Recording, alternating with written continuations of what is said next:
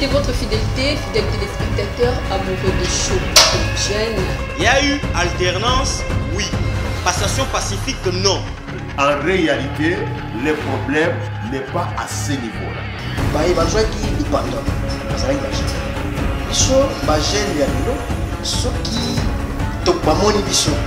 La place de mon gouvernement. Tout le monde a poussé la mission, ils n'ont rien que pour tout ça. La difficulté se trouve au niveau supérieur. Les jeunes sont vraiment difficilement éduqués.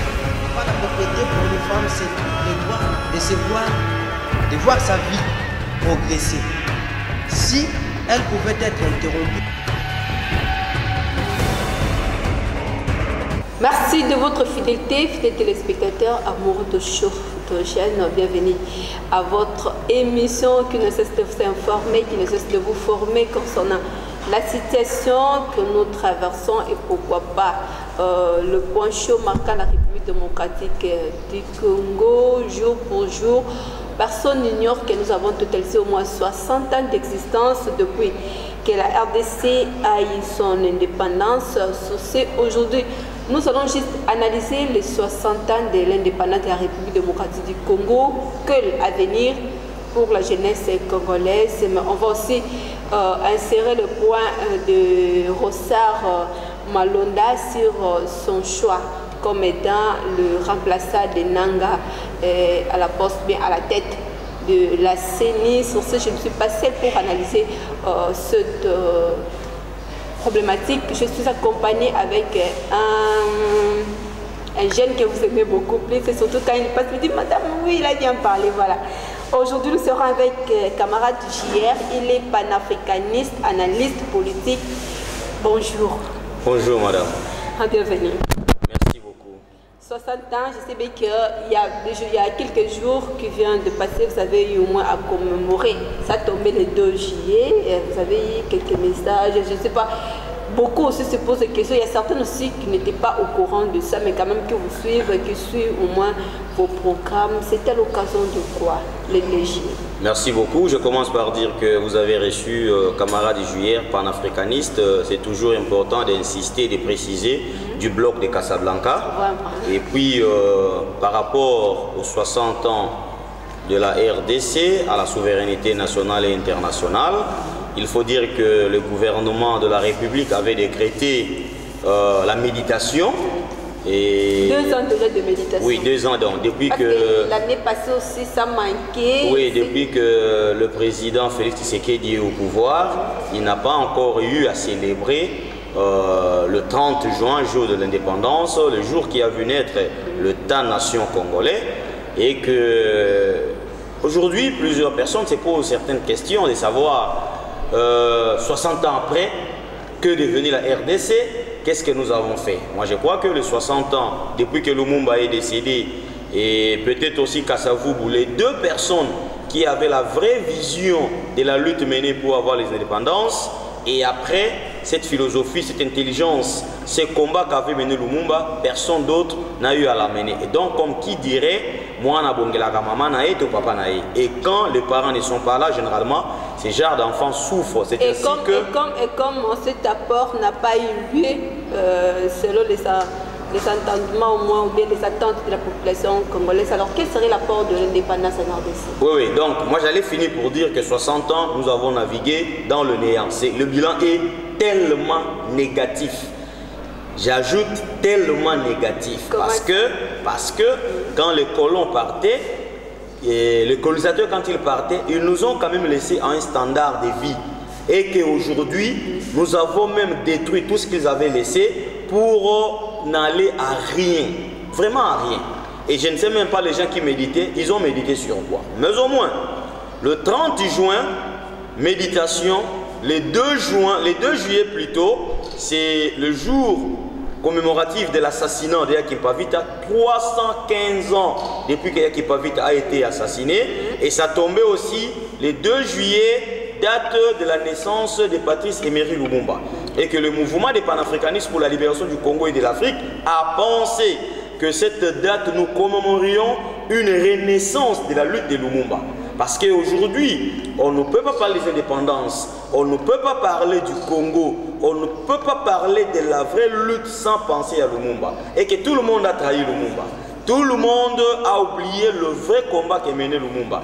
Et donc, nous, les jeunes descendants qui militons au nom de Lumumba, qui continuons le combat, la lutte qu'a mené Lumumba, notre méditation, c'était que la naissance de Lumumba était une nouvelle naissance pour le combat panafricain qui ferait en sorte que la République démocratique du Congo puisse, dans les années à venir, lorsque nous allons célébrer le 61e anniversaire de l'indépendance, qu'on puisse quand même sentir que la renaissance est venue, que le Congo est redevenu fort, que les richesses congolaises bénéficient aux Congolais, que le Congo est devenu un État réellement souverain, que l'indépendance, non seulement des noms, mais pratique, l'indépendance politique, l'indépendance économique, l'indépendance culturelle du Congo est revenue, que les valeurs culturelles nationales congolaises sont revenues du Congo et que le Congolais a été réformé, il est redevenu un homme nouveau qui met au centre l'intérêt de la nation et non la mafia,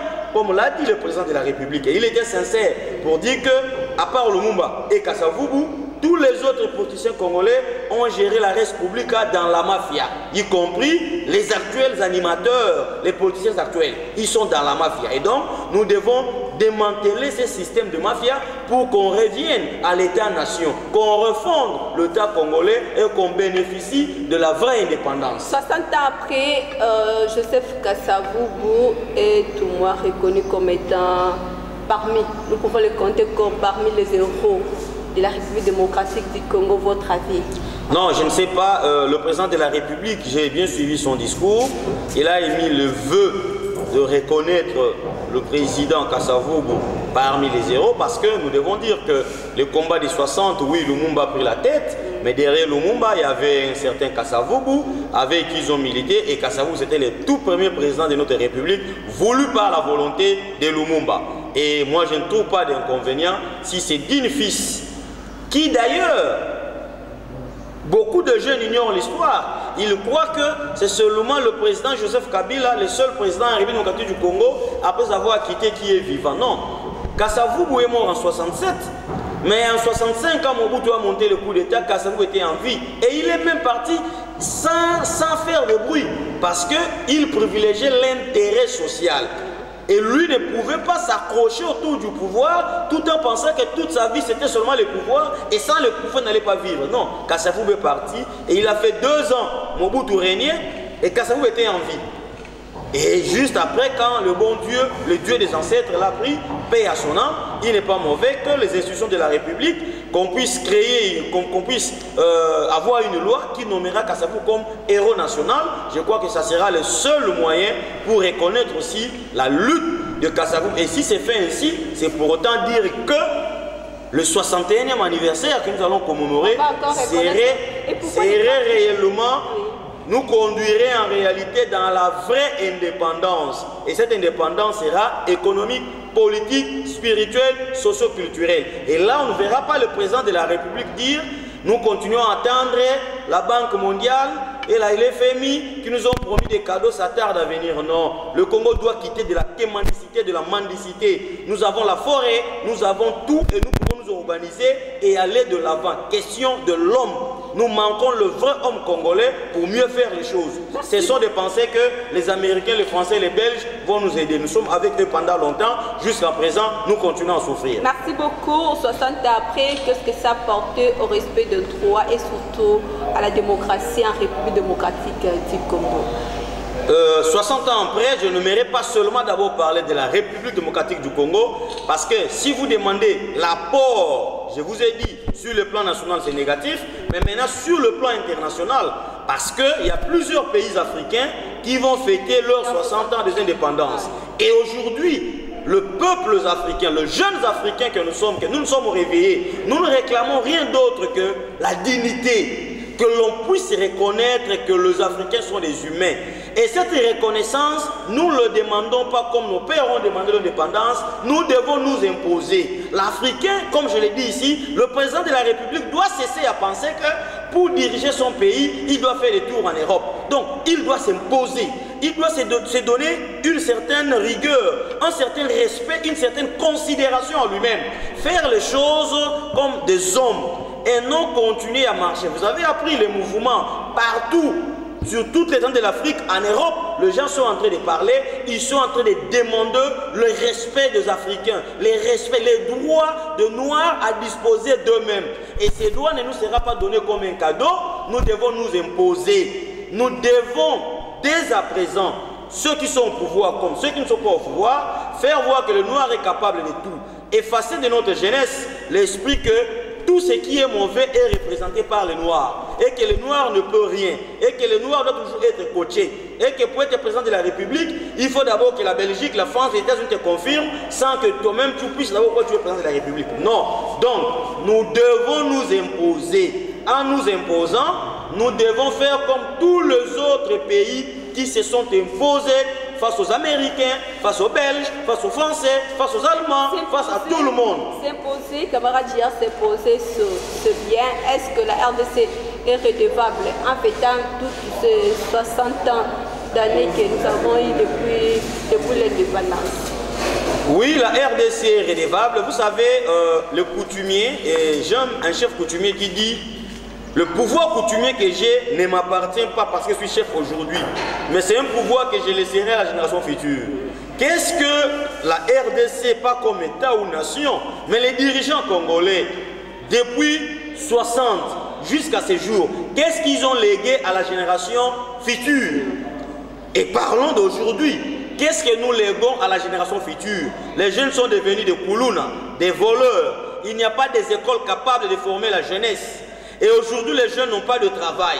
Les jeunes sont devenus des atalogues ou des politiciens.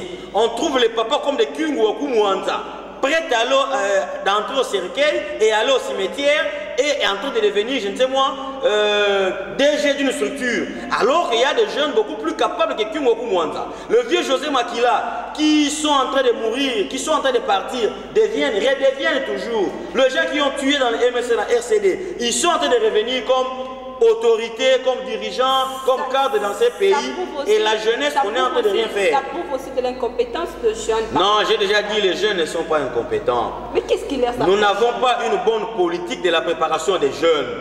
Ailleurs, on donne aux jeunes une éducation voulue et capable, une formation de taille, et qui fait en sorte qu'un jeune à 23 ans, à 18 ans, 23 ans, on ne doute pas de lui. Et si on est en train de douter des jeunes ici, c'est parce que ceux qui sont censés encadrer les jeunes savent qu'est-ce qu'ils ont donné aux jeunes. La machette. Qu'est-ce qu'ils ont donné aux jeunes? Moussala qui a talak. Qu'est-ce qu'ils ont donné aux jeunes? Téléphone.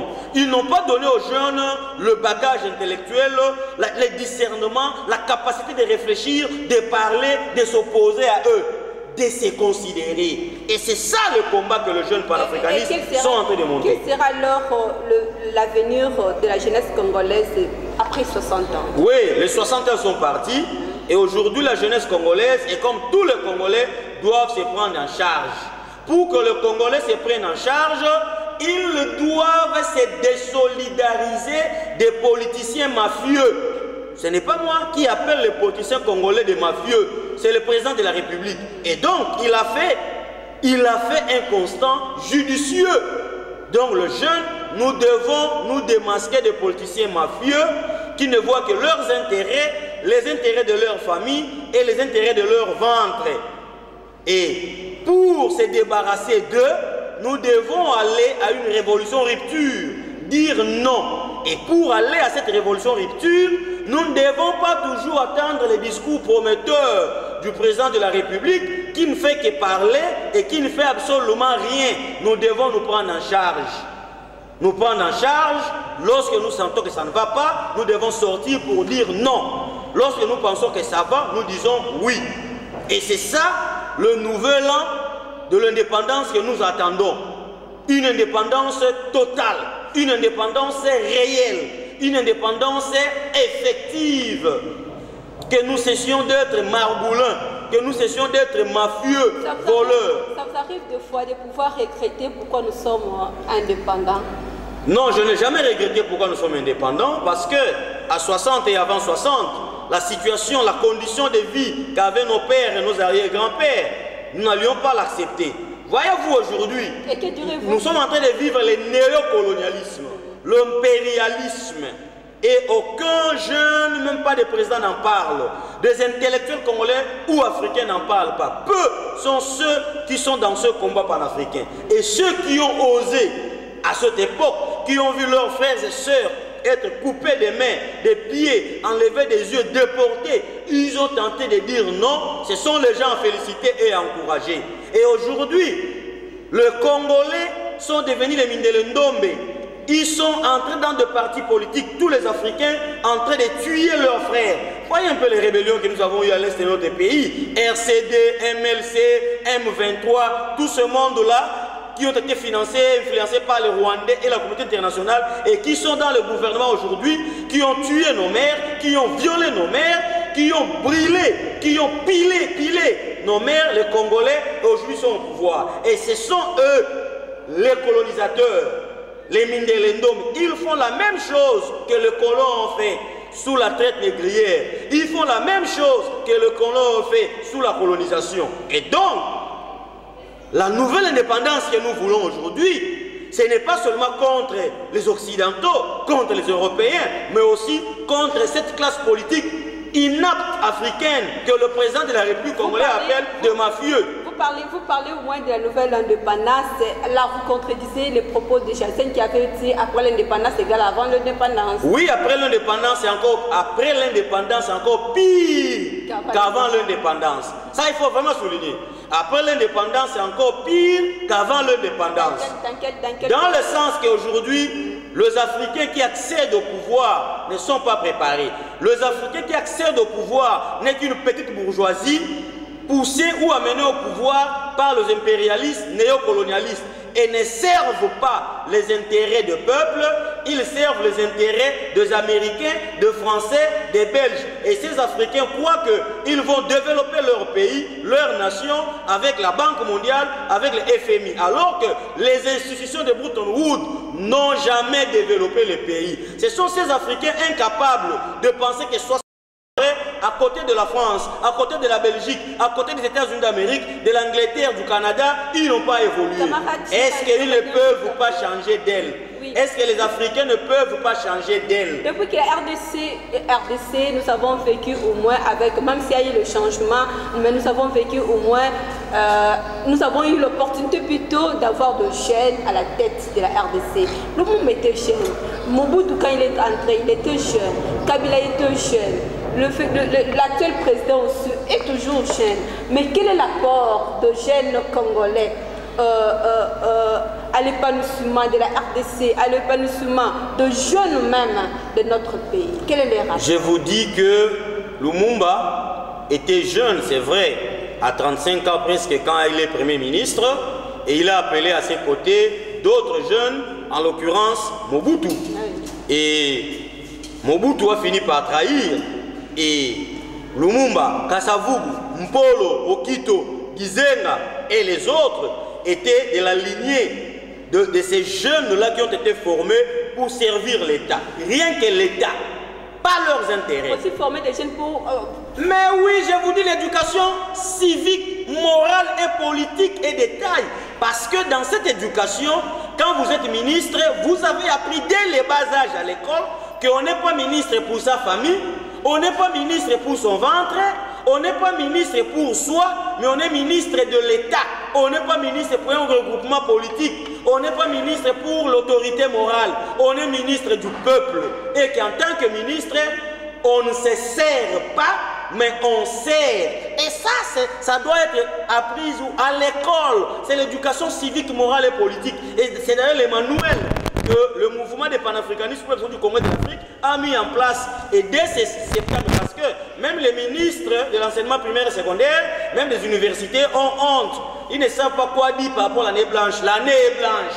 On attend le mois de septembre. Et quand on va commencer au mois de septembre, le MPLSA va partager ses manuels de sensibilisation citoyenne. dans des écoles et dans des milieux sérieux où le jeune Congolais dès le bas âge vont apprendre le patriotisme, le nationalisme, comment servir l'État et non se servir, et non servir Joseph Kabila, et non servir le FCC, et non servir les FCC ou les caches. Non, on ne sert pas les individus. On est dans la République pour le pays, les intérêts des pays, les intérêts des citoyens, les intérêts du peuple et non les intérêts individuels. Ça, l'homme congolais l'ignore, l'homme africain l'ignore. Dans l'affirmatif, camarade Chior, dans l'affirmatif, pouvons au moins voir ou bien réviser le système politique de la République démocratique. Mais je vous dis que le système politique de la République démocratique, le président de la République a fait ses constats pour dire que l'homme politique congolais est mafieux. Donc quand on parle de la mafia, moi biloko moko ça biloko moko ezangitina ba miyibi en réalité. C'est qu'il y a des évolutions quand même. Mais c'est-à-dire qu'il faut d'abord briser ce système de mafieux, renouveler la classe politique. Et pour renouveler la classe politique, il y a tout un processus. Remettre le pouvoir au peuple souverain. Et ce peuple souverain doit être éduqué, il doit être formé, il doit être encadré, il doit être enseigné. Comment enseigner? Le peuple doit savoir que le député ne construit pas le pont, le député légifère, les députés contrôlent le Parlement. Et le FCC comme député, ils ont combien de lois pour l'avantage du peuple? Non pas les lois à leur faveur, comme les lois Minakou et Sakata, mais les lois pendant la période de Covid-19 ici, les lois qui ont fait que le pain puisse être donné gratuitement, les lois qui ont fait que les taxes et consommations puissent être réduites ou diminuées, les lois qui ont fait que le Congolais puisse avoir accès à l'électricité, à l'eau et aux biens de première nécessité pour qu'ils ne meurent pas, les lois qui ont fait que tout le monde puisse avoir accès aux premiers soins pendant cette période. Combien de ces lois les députés ont fait? Et lorsque le peuple sait ça, et pendant les élections, le peuple n'attend pas un polo, mais il attend que le député à qui il a donné mandat fasse la restitution. Aujourd'hui, Minakou, Sakata, leurs lois sont boudées. Est-ce que sont-ils rentrés à la base pour poser la question? Est-ce que les autres députés sont-ils rentrés à la base pour dire à la base, voilà, il y a des lois Sakata, voici les problèmes que ça pose? Est-ce que vous, peuple, qu'est-ce que vous dites? Le peuple est abandonné à sa propre merci. Et bien que éveillé individuellement, il est en train de riposter. Mais sinon, c'est la responsabilité de l'État d'encadrer cette jeunesse dès le bas âge ou à l'école primaire. Merci beaucoup, camarade JR. À vous qui venez juste de nous croiser en cours de route. Aujourd'hui, nous analysons les 60 ans de l'indépendance de la République démocratique du Congo. Quel est l'avenir pour la jeunesse congolaise? Je reviens à vous. Comme nous cherchons au moins à restaurer, à planifier la bonne gestion, la bonne manière et surtout que l'avenir meilleur pour la République démocratique du Congo. Qu'il faut-il faire pour que le front de nos chaînes soit au moins élevé et non courbé, soit redressé comme faut-il le dire? Je vous dis et je le redis, je le redirai. Une nation qui ne prépare pas sa jeunesse est une nation appelée à disparaître. Cette jeunesse n'est pas préparée. Mais qui va vous remplacer? Vous êtes journaliste aujourd'hui. Si vous ne préparez pas quelqu'un qui vous remplacera demain, quand vous ne serez pas là, qui fera ce travail? Le camarade JR qui parle ici, le descendant des partis Séméry Lumumba, si derrière moi, il n'y a pas d'autres jeunes avec qui je parle, il n'y a pas d'autres jeunes avec qui me côtoient, avec qui je partage, qui parlera, qui continuera ce combat de Lumumba demain? Et donc, cette éducation, je l'ai dit, c'est au niveau de la base. Et au niveau de la base, c'est l'enseignement. Il ne suffit pas de dire enseignement gratuit, mais aussi de donner un enseignement de qualité où les valeurs civiques, morales, politiques, démocratiques sont enseignées, où les valeurs socio-culturelles africaines sont enseignées, où on ne dit pas aux enfants que la culture c'est la sorcellerie, où on ne dit pas aux enfants que ceci c'est mauvais. Non, quand c'est mauvais, on dit c'est mauvais. Quand c'est bon, on dit c'est bon. Et quand il faut faire la symbiose, on cherche où est-ce que le blanc a fait du bon, que nous pouvons emprunter, qu'est-ce que le noir fait de mauvais, que nous pouvons rejeter, et au milieu, qu'est-ce que nous pouvons prendre. On ne peut pas, ça ne peut pas sortir de la bouche d'un président de la République pour dire si les choses marchent à l'antenne, c'est parce que les aides que nous attendons, les fonds de la Banque mondiale et de l'FMI tardent à venir. Voilà un président de la République. Un président de la République qui dit à sa jeunesse. Normalement, les jeunes Congolais devaient avoir aussi les rapports par rapport. Un président de la République qui dit à sa jeunesse, ça ne marche pas parce que la Banque mondiale et le FMI ne nous a pas encore servi. C'est dommage. Nous devons avoir un programme masseux, un programme costaud de préparation de la jeunesse. Un programme où, hormis les écoles normales, les jeunes ont d'autres formations.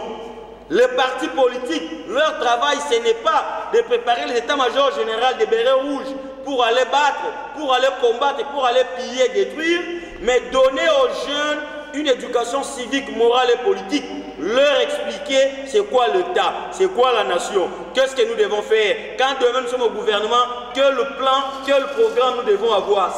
Ça n'a pas été dit à la jeunesse congolaise. Et même le président Joseph Kabila qui est sorti, le président Félix qui est entré, quel est le programme qu'ils sont en train de présenter? J'ai fait la différence avec Mouzé Laurent Désiré Kabila, un nationaliste de première heure, élève de Patrice Emery Lumumba. Il arrive au pouvoir déjà dans sa tête avec un programme. 7 mois après, tout change. Kabila, 20 ans au pouvoir, la misère. Tshisekedi, 2 ans, il ne comprend pas quoi faire. Merci beaucoup camarade JR, merci beaucoup camarade JR. Mais hormis ça, 60 ans après, à quoi connaissez-vous au moins la jeunesse congolaise 60 ans après, la jeunesse congolaise s'est laissée apprendre par le politicien mafieux. La jeunesse congolaise n'a pas pris en main son futur. La jeunesse congolaise n'a pas compris qu'il devrait se lever, dire non aux pilleurs, dire non à la manipulation, dire non aux envahisseurs, dire non à tout ce qui ne concorde pas avec le bien-être du peuple congolais. Et comme aujourd'hui, pour que cette jeunesse ne retombe plus dans 60 ans de rien faire, où on va voir la petite bourgeoisie qui évolue en Europe et venir devenir des ministres et des présidents ici, nous devons déjà nous opposer en Rossard Malonda. C'est la responsabilité de la jeunesse. Ah oui, les jeunes sont déjà là. Ils sont la responsabilité de la jeunesse, mais ils doivent le faire d'une manière structurée et organisée pour que leur combat ne puisse pas servir d'autres. Mais quand les jeunes aussi, on le voit, non, ils sont là juste pour piller, pour détruire, pour casser le bien de Kamara. Les jeunes ne donnent que ce qu'on leur a donné pendant 60 ans. Qu'est-ce qu'on leur a donné pendant 60 ans? Il n'y a pas moyen de refaire autre. Mais c'est comme ça que nous sommes en train de dire que nous sommes, nous déjà, le panafricaniste, le travail. Madame, excusez-moi, entendiez-vous au passé un mouvement de panafricanistes passer à la télévision, parler, des jeunes s'opposer un peu, faire un contre-pouvoir au régime en place, évoquer les idéologies de Kwame Nkrumah, de Patrice Emery Lumumba. Là, on était sous la dictature aujourd'hui. Ce n'est même pas un problème. Non, ce n'est même pas un problème de dictature. Parce que question, il suffit de trahir Lumumba et d'enterrer sa philosophie. Question, son idéologie et non philosophie. De trahir Thomas Sankara, de trahir Mohamed Kadhafi, de trahir même Laurent Gbagbo et d'enterrer leur idéologie. Mais aujourd'hui au moins, la jeunesse est éveillée un peu partout en Afrique. On est en train de parler de ce panafricanisme, de bloc de Casablanca qui a raté la création des États-Unis d'Afrique en 63, le 25 mai 63, et qui est en train de travailler pour une reconstitution des idées prônées par le père du bloc de Casablanca et voir dans quelle mesure répartir ou refonder les États-Unis d'Afrique qui fera face avec toutes ces élites compradors, avec cette élite mafieuse de politiciens. Merci beaucoup que le président de la République a dénoncé. Voilà, il y a Kapila qui nous signale que ça nous reste au moins 2 minutes pour boucler cette émission. Je reviens, j'ai fait d'abord un petit pas en arrière avec le propos, je prends le propos de Lumumba qui a milité pour que la RDC puisse avoir au moins l'indépendance. Il y a Mobutu qui a milité pour l'unité nationale, Mosé, la conscience, la prise de conscience. Il y a Joseph Kabila qui est venu avec l'alternance politique, bien que personne ne soit pas d'accord avec ça. Et il y a le président actuel, président Félix, qui milite toujours sur le peuple d'abord. Et un slogan qui ne se réalise pas. Et l'état de droit. S'il faut résumer pour être que jeune, s'il faut résumer, s'il faut sensibiliser la population. De Lumumba jusqu'à Félix Tshisekedi, je ne parle pas des individus. Nous n'avons pas besoin d'individus qui nous amènent des choses. L'alternance n'a pas été un don de Joseph Kabila. C'est les droits du peuple congolais. Nous avons besoin des institutions. L'état des droits où le peuple est d'abord n'est pas les slogans récents de Félix Tshisekedi. Ça a existé. Peut-être que chacun d'eux ne sait pas son vrai travail qu'il doit faire comme président de la République. Mais au moins le peuple congolais, le peuple africain devrait se prendre en charge. Et que nous avons besoin des institutions. Si nous avons des institutions fortes, l'état des droits ne sera pas sorti de la bouche de Félix Tshisekedi. Si nous avons des institutions fortes qui sont respectées, l'alternance ne serait pas un apanage prôné aujourd'hui par Joseph Kabila. Ce sont des hommes forts qui se font de rois, qui confisquent le pouvoir du peuple et qui pensent qu'eux deviennent le peuple, comme aujourd'hui le FCC cache qui a pris toute une nation en otage. Et nous jeunes, nous devons, nous peuples, nous devons récupérer notre pouvoir. Et ce pouvoir, nous allons le récupérer en mettant hors d'état de nuit Ronsard, Malonda, Système Moulonda, qui est le pion du FCC, qui veut encore nous imposer un chef en 2023, alors que les jeunes sont déterminés à changer les choses et ils peuvent même aller à devenir président de la République si l'institution CENI, qui est une institution pour la démocratie, a des hommes intègres, des hommes capables qui respecteront le choix du peuple congolais. Merci beaucoup, camarade Gia. Comprenez que c'est un jeune panafricaniste des blocs de Casablanca. Voilà. Les blocs de la mort. Les blocs de la mort. Alors, ils sont là, justice se donne même à la mort pour sauver la République démocratique du Congo. Un jeune soucié pour l'épanouissement et l'évolution de la République démocratique du Congo. Je vous remercie de pouvoir répondre à cette émission. C'est moi qui vous remercie. Merci beaucoup. Nous voici arrivés à la fin de cette émission. Aujourd'hui, nous avons eu l'opportunité d'analyser le 60 ans d'anniversaire de l'indépendance de la République démocratique du Congo. Quel avenir pour la jeunesse congolaise. Je dis merci à Kapela, merci à Etienne, merci à Papi Longo, merci à Papi Kelly Boisbois, merci à DT Ancha Kabengele. Merci de votre fidélité. Voici des programmes sur nos antennes. On se retrouve à 19h pour 30 minutes pour convaincre. Dans 30 minutes pour convaincre. Merci et au revoir.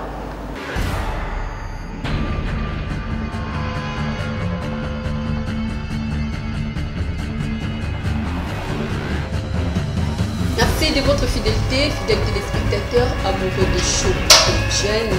Il y a eu alternance, oui. Passation pacifique, non. En réalité, le problème n'est pas à ce niveau-là.